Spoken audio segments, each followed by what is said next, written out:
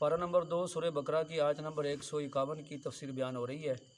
اللہ رب العالمین ارشاد فرماتے ہیں کہ نبی کریم صلی اللہ علیہ وسلم کے بارے میں وَيُعَلِّمُكُمُ الْكِتَابَ وَالْحِكْمَةَ کہ نبی صلی اللہ علیہ وسلم تمہیں کتاب اور حکمت سکھاتے ہیں۔ حکمت سے مراد یہاں سنت ہے کہ حضور صلی اللہ علیہ وسلم تمہیں کتاب یعنی قرآن پاک اور حکمت یعنی اپنی سنت سکھاتے ہیں۔ وَيُعَلِّمُكُم مَّا لَمْ تَكُونُوا تَعْلَمُونَ اور تمہیں سکھاتے ہیں وہ چیزیں کہ جو تم نہیں جانتے تھے، یعنی جو اللہ نے وحی کے ذریعے آپ صلی اللہ علیہ وسلم کو چیزیں بتائیں وہ تمہیں سکھاتے ہیں۔ اب یہاں الفاظ پہ آپ غور کریں، وَيُعَلِّمُكُمُ الْكِتَابَ وہ نبی صلی اللہ علیہ وسلم تمہیں کتاب سکھاتے ہیں یعنی قرآن پاک۔ حالانکہ حضرات صحابہ کرام رضوان اللہ علیہم اجمعین کی زبان عربی تھی، لیکن اس کے باوجود آپ صلی اللہ علیہ وسلم نے صحابہ کرام کو قرآن سکھایا۔ قرآن سکھایا، صرف یہ نہیں فرمایا کہ پڑھ لو، پڑھنا کافی نہیں بلکہ سکھایا۔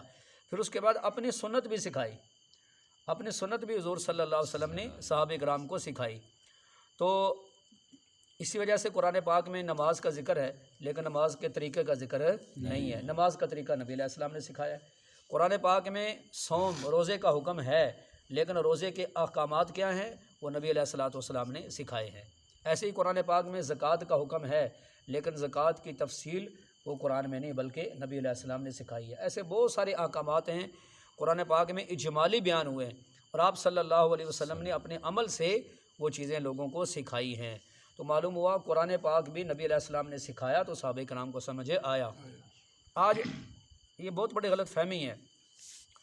آج ایک بات یہ کہی جا رہی ہے بہت سارے لوگوں کی طرف سے، بیانات کے اوپر بھی، بیانات کے اندر سوشل میڈیا کے اوپر بھی، کہ مولوی منع کرتے ہیں کہ خود قرآن نہ پڑھو، قرآن مشکل ہے۔ بھئی نہیں، قرآن تو آسان ہے، لہذا ترجمہ چھپا ہوا ہے، آپ کو جس عالم کا ترجمہ پسند ہے آپ پڑھ لو۔ جی تو بھئی پڑھنے سے دین نہیں آتا، یاد رکھیں، دین سیکھنے سے آتا ہے۔ اور یہ زمانے کا بہت بڑا فتنہ ہے۔ میں اکثر بیانات میں آپ حضرات کو یہ بات عرض کرتا رہتا ہوں کہ آج یہ جتنی باتیں کی جاتی ہیں نا، دین پڑھو، تحقیق کرو، سرچ کرو، کسی کے پیچھے نہ چلو، کسی پر اعتماد نہ کرو، جی اس کا نتیجہ کیا نکلا کہ نعوذ باللہ استغفر اللہ، لوگوں نے قرآن کی آیتیں پڑھ کے من گھڑت اس کے مطلب بیان کیے، حدیثیں پڑھ کے من گھڑت مطلب بیان کیے، اور پھر کہا یہ جاتا ہے کہ مولوی دین چھپاتے ہیں۔ اکثر مرزا جیل میں یہ بات کرتا ہے، کہتا ہے یا غامدی ہے یا اس طرح کے ذہن کے لوگ ہیں، وہ کہتے ہیں کہ یہ ہم نے لوگوں کے سامنے نا ان چیزوں کو ہائی لائٹ کیا ہے، ہم نے لوگوں کو یہ چیزیں بتائی ہیں۔ بتائی کیا ہیں جی؟ دیکھنا ذرا کیا بتایا جی؟ صحابہ کرام کی آپس میں جو اختلاف تھے اس کو لوگوں کے سامنے بیان کیا، صحابہ کی جنگوں کو بیان کیا ہے جی، اور پھر من گھڑت ان کے مطلب بیان کیے، نعوذ باللہ لوگوں کے دلوں میں صحابہ کی نفرت پیدا کی، اور کہا مولوی یہ نہیں بتاتے۔ حالانکہ سیدنا علی رضی اللہ عنہ کا فرمان صحیح بخاری میں موجود ہے، آپ فرماتے ہیں لوگوں کے سامنے وہ چیزیں بیان کرو جو ان کی عقل کے موافق ہوں، جن کو ان کی عقلیں سمجھ سکیں۔ وہ چیزیں لوگوں کے سامنے بیان نہ کرو جو ان کی عقل سے اوپر ہوں۔ کیا تم یہ چاہتے ہو کہ لوگ اللہ اور اس کے رسول صلی اللہ علیہ وسلم کو نعوذ باللہ جھوٹا کہیں؟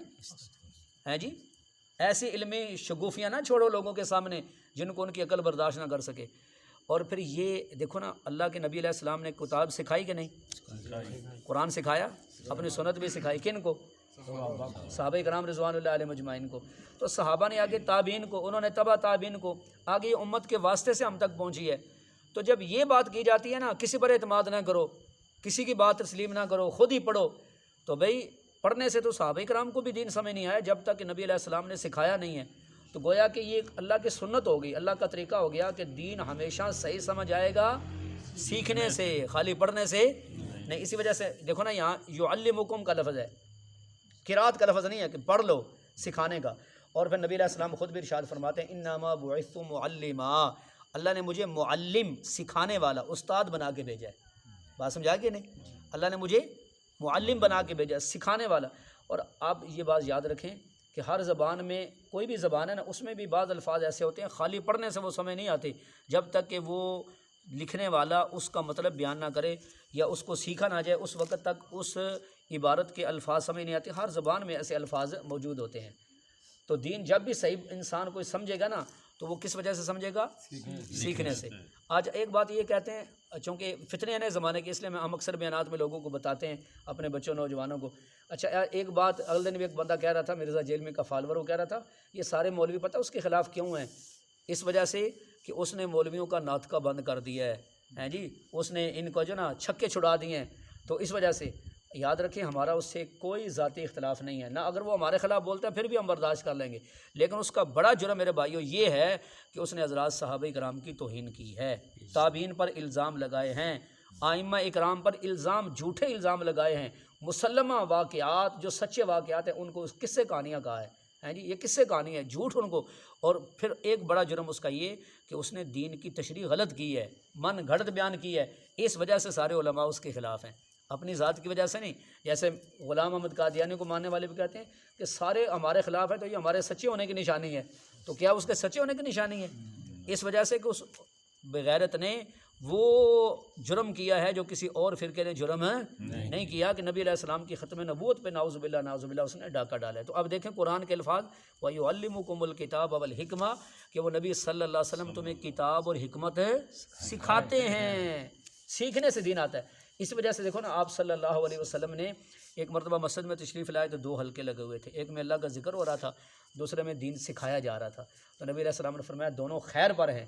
پھر آپ صلی اللہ علیہ وسلم اس حلقے میں بیٹھ گئے جس میں دین سکھایا جا رہا تھا۔ نبی علیہ السلام نے فرمایا میں تو اس حلقے میں بیٹھوں گا، اللہ نے مجھے بھی معلم بنا کے بھیجا ہے، استاد بنا کے بھیجا ہے، سکھانے والا بھیجا ہے۔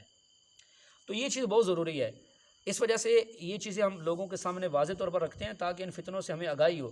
اب یہ بات کہی جا رہی ہے کہ 100 مسجدوں میں پھرو نا، تمہیں کوئی مولوی دین سکھانے والا نہیں ملے گا، ہاں ڈاکٹر ذاکر نائک ہے، وہ اس سے تمہیں دین سمجھ آ جائے گا، فلاں ڈاکٹر صاحب ہیں ان سے تمہیں دین سمجھ آئے گا، لیکن مولویوں سے نہیں۔ حالانکہ رسول اللہ صلی اللہ علیہ وسلم نے کیا ارشاد فرمایا، ایک عالم کی فضیلت عام لوگوں پر ایسی ہے جیسے میری فضیلت تمہارے اوپر ہے۔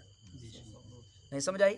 وہ بولو ایسے نبی علیہ السلام نے فرمایا عالم کی فضیلت عام لوگوں پر ایسی ہے جیسے چاند کی فضیلت ستاروں کے اوپر ہے، اور فرمایا علماء انبیاء کے وارث ہیں۔ تو حضور تو ہمیں علماء کے حوالے کر کے گئے اور یہ کہتے ہیں ڈاکٹروں کے پاس جاؤ، ان سے دین سیکھو۔ اب اس کا نقصان کیا ہوا میرے بھائی؟